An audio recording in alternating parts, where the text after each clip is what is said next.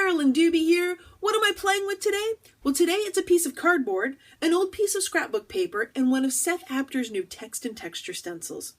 As I'm playing along, you bet, it happened. There was an oops. And it all came about because of my impatience. And of course, was it a mistake? No, it was an outstanding opportunity that presented suddenly. Well, I'm going to use the very fancy tools today, which is a piece of scrap cardboard cut off of a box and a piece of old scrapbooking paper that I like the pattern of, but have not used it in way too long. Well, years really since I've purchased it. Cutting off a random size piece of it, a little gel medium there, going to slap that down. Clearly you can see the precision that I'm putting into this. Really like that bend in the cardboard, so I'm going to actually kind of work that piece of paper in there so I can hang on to that weird little bend that's in there. It's those little things that really catch my eye. Now I've managed to get some paint onto my spatula that I'm using there and mixed with the gel medium, so I can't just put it back into the jar, so I'm just going to smear it around and just kind of spread it around the cardboard. That way it becomes texture and nothing gets wasted. Now I want to add some color to this, and I could wait until everything's dry, but that's such a crazy notion. I'm just going to put some paint on there. I'm using heavy-bodied Liquitex paints there, and I'm just smearing them around. Again, you can see the precision with which I'm doing this. That would be none. Part of why I haven't used that scrapbook paper is that I didn't really love the colors that were on it. Loved the pattern, but not the colors. These are simple enough shapes that I can just recolor them. Now I put some green paint on there thinking it would really pop, but it didn't. So I'm adding in some white with it to see what that does. And to sort of clean off my brush some, what I'm going to do is just smear some of that paint around the edges to fill in and cover up the rest of that brown of the cardboard. Well, I need something a little bit darker for some of the other circles, so I just grabbed one of my darker blues and doing the same kind of thing of just smearing paint around the edges. Well, now it's time to bring in the stencil, and this was created by Seth Apter for over at Stencil Girl Products. I am going to pick out bits and pieces of this stencil for this fancy piece of cardboard that I'm making. The words true and false have totally captivated me right now because it kind of reminds me of like when you pick the petals off of a flower, you know, does he like me, does he like me not, that kind of thing.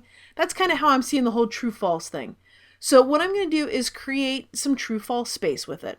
Now he's got two skinny little parts with true false, and I could leave it like that, but I think I want more. So I'm just going to put the stencil down again and then create more true and false. So it's kind of like false, true, false, true, false, true. You know how you ever kind of flip between a decision? Should I do this? Should I do that? Should I do this? Should I do that? Well, that's kind of where my mind is going with this right now. Now, just so you know, when you're using something, say like a cosmetic sponge with a stencil, if you want a really crisp image, you want to go up and down, although you'll probably have noticed that sometimes I don't really follow that rule because I'm impatient. Well, so I've got two sets of the true false here, and I actually want a little bit more, so I'm going to come back in with one more set of the words.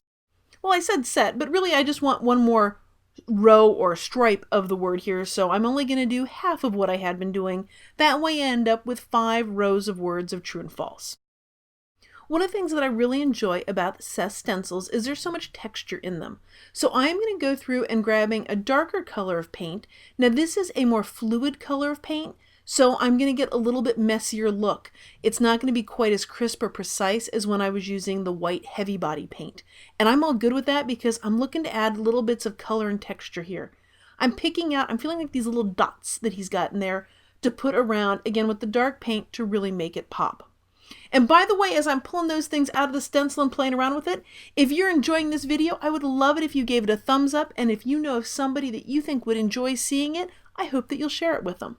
Well, now what am I going to do next? He's got all these words on here, and I've used a couple of them. I want to use some more words. So what word am I going to go with? Well, that's the hard part. Picking which word I want is the super hard part for me. And I've decided I'm going to go with destiny. But I have a big problem with destiny because I've got a really big cosmetic sponge.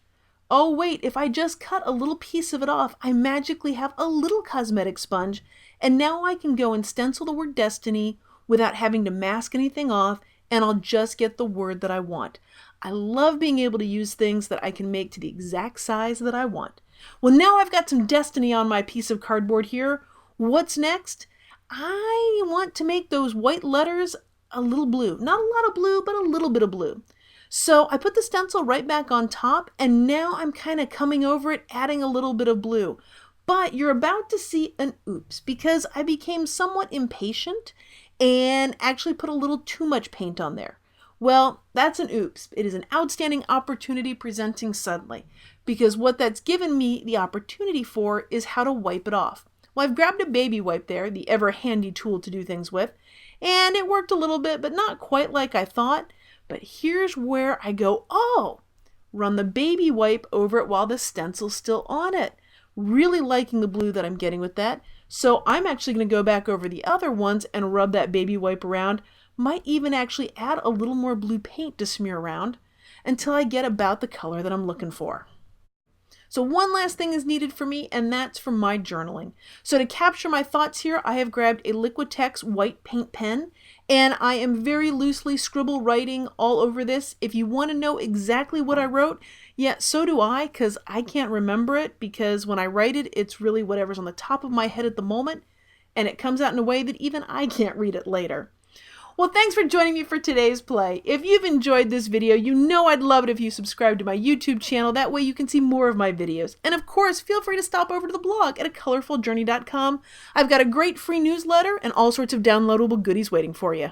Thanks for being a part of this colorful journey.